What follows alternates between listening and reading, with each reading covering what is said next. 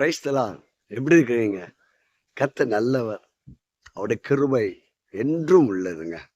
கர்த்தர் தம்முடைய கரத்தினால உங்களை தாங்குவார், ஏந்துவார், தப்புவிப்பார். உள்ளங்கையில ஆண்டவர் உங்களை வரைந்திருக்கிறாருங்க.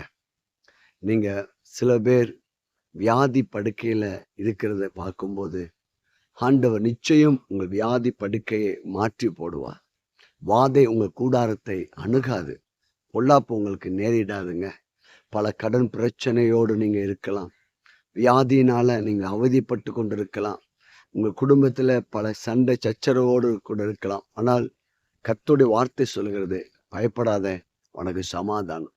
நிச்சயங்க உங்கள் இருளான இந்த வாழ்க்கை பயணத்துல ஆண்டவருடைய வெளிச்சம் உதிக்கும்.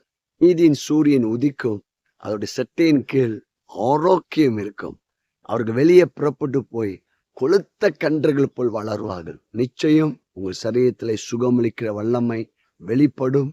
நீங்கள் ஆண்டவருக்காக எழும்பி பிரகாசிப்பீங்க.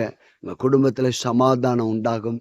ஃபைனான்ஸில் பிரேக் த்ரூ உண்டாகும். வீணான பயங்கள், தோல்வியான எண்ணங்கள், நெகட்டிவ் தாட்ஸ் உங்களை விட்டு வெளியேறி போவதாக இயேசுவின் நாமத்தில் இப்போது உங்களுக்காக நான் ஜெபிக்கிறேன். கர்த்தருடைய ஆசீர்வாதமான கரம் உங்கள் மேல் வருகிறது. உங்களுடைய இருள் நீங்குவதாக.